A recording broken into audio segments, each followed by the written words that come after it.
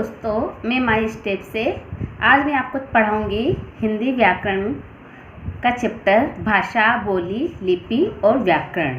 व्याकरण को पढ़ने से पहले हमें भाषा का ज्ञान होना ज़रूरी है, क्योंकि उसी के द्वारा हम अपने मन के भावों और विचारों को समझते हैं और दूसरों को समझाते हैं। तो आज हम सबसे पहले देखते हैं कि भाषा क्या होती है। तो भाषा किसे कहेंगे? अपने मन के भावों और विचारों को प्रकट करना। हमारे मन में कई तरह के भाव आते हैं, कई विचार आते हैं, उनको हम प्रकट करते हैं और दूसरों के विचार और दूसरों के जो भाव होते हैं उनको भी हम समझते हैं। उसे हम क्या कहेंगे? भाषा। हमारे जो मन में विचार आते हैं, कई तरह के भाव आते हैं, उनको हम प्रकट करते हैं। या तो हम उनको बोलकर प्रकट करते हैं या हम उनको लिखकर प्रकट करते हैं। तो इस प्रकार भाषा के जो है दो रूप हो गए। भाषा कितने प्रकार की हो गई? दो प्रकार की हो गई। कि एक तो भाषा हो गई आपकी मौखिक भाषा, दूसरी भाषा हो गई आपकी लिखित भाषा। मौखिक भाषा किसे कहेंगे? जिनमें हम अपने मन के जो विचार होते हैं उनको हम बोलकर प्रकट करते हैं, है ना। जैसे भाषण देना, है ना, फ़ोन पे हम बात करते हैं, ये सब किस में आते हैं? आपके मौखिक भाषा में। उसी प्रकार लिखित भाषा, मन के विचार होते हैं उनको हम लिखकर प्रकट करते हैं। जैसे हम एग्ज़ाम होते हैं, पेपर देते हैं ना, तो हमें कितना कुछ क्या आता है वो सब हम कैसे प्रकट करते हैं? लिखकर प्रकट करते हैं। हमें टीचर पढ़ाता है तो वो कक्षा में ब्लैक बोर्ड पे भी लिखता है, तो वो भी लिखित भाषा आ गया। अगर वो बोलकर कुछ बता रहा है आपका तो वो मौखिक में आ गया। तो लिखित भाषा में हम अपने मन के भाव जो है लिखकर प्रकट करते हैं और मौखिक में हम अपने मन के भाव जो है मुंह के द्वारा बोलकर प्रकट करते हैं। उसके बाद आपके आता है कि मातृभाषा क्या होता है। मातृभाषा जो है, बच्चा परिवार में सबसे पहले जन्म लेता है तो अपनी माँ और परिवार से जो वो भाषा सीखता है, सबसे पहले वो कौन सी होती है? वह होती है मातृभाषा। यानी अपनी माँ और परिवार से सीखी गई भाषा मातृभाषा कहलाती है। उसके बाद में आपके आता है प्रादेशिक भाषा किसे कहते हैं। कि प्रदेश विशेष में, यानी किसी एक प्रदेश तक ही सीमित रहती है, प्रदेश विशेष में बोली जाने वाली भाषा वो क्या कहलाती है? आपकी प्रादेशिक भाषा। जैसे राजस्थान में अधिकतर लोग राजस्थानी बोलते हैं, पंजाब के लोग पंजाबी बोलते हैं, आसाम के लोग आसामी बोलते हैं, बंगाल के लोग बंगाली बोलते हैं। इसी प्रकार किसी एक प्रदेश विशेष में बोली जाने वाली भाषा प्रादेशिक भाषा कहलाती है। उसके बाद अपने आएगा राष्ट्रभाषा किसे कहेंगे। नाम से पता चल रहा है, राष्ट्र यानी पूरा राष्ट्र, पूरे देश की भाषा, यानी संवैधानिक मान्यता प्राप्त, जिसे उस देश के संविधान ने मान्यता दी हो, है ना, संविधान ने स्वीकार किया हो वह भाषा, और जो देश के अधिकांश प्रदेशों में बहुमत द्वारा बोली और समझी जाती है। अधिकांश लोगों द्वारा बोली और समझी जाती है। अब जैसे आपके पंजाब तो केवल पंजाबी में पंजाबी भाषा केवल पंजाब में बोली जाती है, हरियाणा में हरियाणवी बोली जाती है, आसाम में आसामी बोली जाती है। लेकिन हिंदी हमारी जो है राष्ट्रभाषा है, ये पूरे भारत देश में बोली जाती है और इसे राजभाषा का स्थान भी प्राप्त है। तो हमारी राष्ट्रभाषा कौन सी हो गई? हिंदी, जो कि हमारे अधिकांश राज्यों में बोली और समझी जाती है।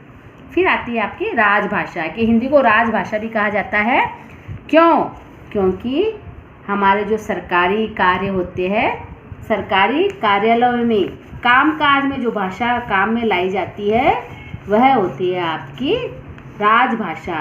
तो हिंदी जो है हमारी राष्ट्रभाषा के साथ साथ राजभाषा भी है, क्योंकि सारे जो हमारे सरकारी कार्यालयों में जो काम किया जाता है वो सब हिंदी भाषा में किया जाता है।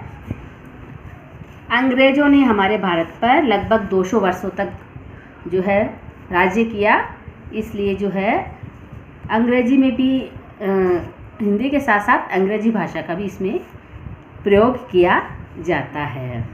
अब अब आता है आपके अंतर्राष्ट्रीय भाषा।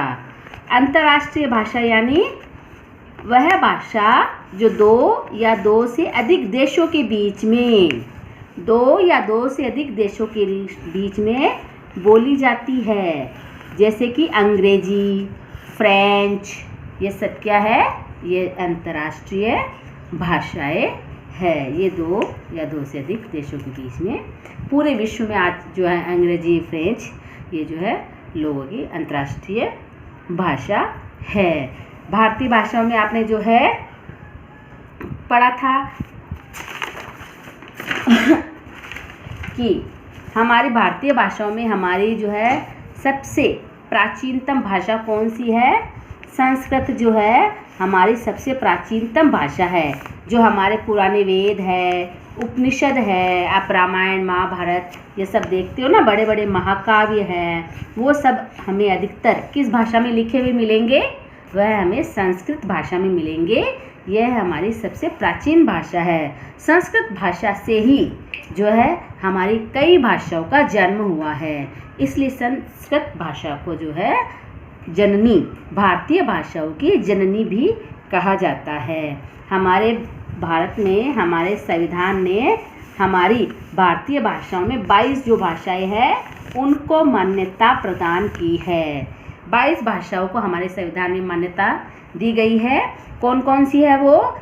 पंजाबी, मराठी, असमिया, गुजराती, बांग्ला, तमिल, तेलुगु, हिंदी, उर्दू, कन्नड़, उड़िया, कश्मीरी, सिंधी, मणिपुरी, कोंकणी, मलयालम, नेपाली, संस्कृत, बोडो, संथाली, डोगरी, मैथिली। इस प्रकार 22 भाषाएं हैं जिनको हमारे संविधान में मान्यता मिली है। इसके बाद अपने आता है बोली कि बोली किसे कहते हैं। बोली जो है किसी क्षेत्र विशेष में केवल क्षेत्र तक ही सीमित रहती है। स्थानीय लोगों द्वारा जो बोली जाती है, किसी क्षेत्र विशेष में, एक छोटे से क्षेत्र में जो बोली जाती है वह आपकी बोली कहलाती है। जैसे कि भोजपुरी, हरियाणवी, जोधपुर में जोधपुरी, है ना, ये सब जो है शेखावाटी बोली जाती है। राजस्थान का जो शेखावाटी इलाका है ना, सीकर, झुंझुनू वाला, तो वो शेखावाटी हो गई, तो वो हो गई आपकी बोली। अब आता है आपके कि लिपि किसे कहेंगे, कि प्रत्येक भाषा को लिखने के लिए कुछ चिन्ह निश्चित होते हैं। जैसे हम बोलने के लिए जो है ध्वनि का यूज़ करते हैं तो वो मौखिक में आ गया। अब भाषा को हम लिखकर अपने विचार प्रकट करते हैं तो उसके लिए हमें कुछ चिन्ह का ज्ञान होना जरूरी है। भाषा को लिखने के लिए जो हम चिन्ह यूज़ करते हैं, है ना, जिन वर्णों का यूज़ करते हैं वो क्या कहलाता है? आपका लिपि कहलाता है। उन्हीं वर्णों को, उन्हीं चिन्ह को हम क्या कहेंगे? लिपि कहेंगे। कि भाषा को लिखने के लिए जो चिन्ह जो यूज़ काम में लाए जाते हैं वह लिपि कहलाते हैं। जैसे वर्ण अपन हिंदी में काम में लाते हैं ना, स्वर और व्यंजन, तो वो हमारे लिपि हो गए। जैसे कि हिंदी है, हिंदी की लिपि कौन सी है? देवनागरी। देवनागरी में आपको ये सभी प्रकार के वर्णों का ज्ञान हो जाएगा। अंग्रेजी की लिपि कौन सी है? अंग्रेजी की लिपि रोमन है। पंजाबी की लिपि जैसे गुरुमुखी है। उर्दू की लिपि फारसी है। प्रत्येक भाषा की अपनी अपनी लिपि होती है और उस लिपि को सीख कर ही हम उस भाषा को लिखना और पढ़ना सीख सकते हैं। फिर आता है आपके व्याकरण की लिपि का ज्ञान होने के लिए, करने के लिए हमें क्या? व्याकरण को समझना जरूरी है। भाषाओं को शुद्ध रूप, जैसे अब मैंने बोला रमा पका भोजन रही है, ये जो है वाक्य गलत है ना, इसको शुद्ध रूप, शुद्ध करने के लिए हमें व्याकरण का ज्ञान होना जरूरी है। वह शास्त्र जो हमें किसी भी भाषा की शुद्धता का, यह शुद्धता के नियम सिखाए, वह क्या कहलाता है? व्याकरण कहलाता है। जैसे मैंने बोला राम जा रही है, तो राम तो है इसमें लड़का और मैं पीछे लगा रही हूँ रही है, तो इसमें लिंग संबंधी अशुद्धि हो गई ना। तो अगर आपको इस अशुद्धि को दूर करना है, इसको समझना है, तो आपको व्याकरण में लिंग जो है उसको पढ़ना पड़ेगा, है ना। तो इस प्रकार व्याकरण जो है हमें भाषा की शुद्धता के नियम का ज्ञान कराता है। व्याकरण जो हम पढ़ेंगे तो उसमें हम व्याकरण के 3 अंग पढ़ेंगे। व्याकरण में सबसे पहले आप पढ़ोगे वर्ण विचार, जिसमें आपके स्वर और व्यंजन आते हैं। फिर पढ़ोगे आप वर्णों से मिलकर क्या बनेगा, आपका शब्द बनेगा, शब्द विचार। फिर शब्द मिलकर क्या बनाएगा, वाक्य बनाएगा। फिर आप पढ़ोगे वाक्य विचार। इन तीनों को अगर आप अच्छे से पढ़ लोगे तो आपको जो है भाषा की शुद्धता, व्याकरण की जो नियम होते हैं भाषा की शुद्धता को करने के, वो सब आप आसानी से कर लोगे, आप किसी भी भाषा को समझ लोगे। तो ये हिंदी व्याकरण के जो है अंतर्गत व्याकरण में आने वाले 3 अंग है, वर्ण विचार, शब्द विचार और वाक्य विचार, जो कि हम मेरे नेक्स्ट वीडियो में पढ़ेंगे। आपको वीडियो कैसा लगा, लाइक, सब्सक्राइब, कमेंट करके ज़रूर बताएं। धन्यवाद।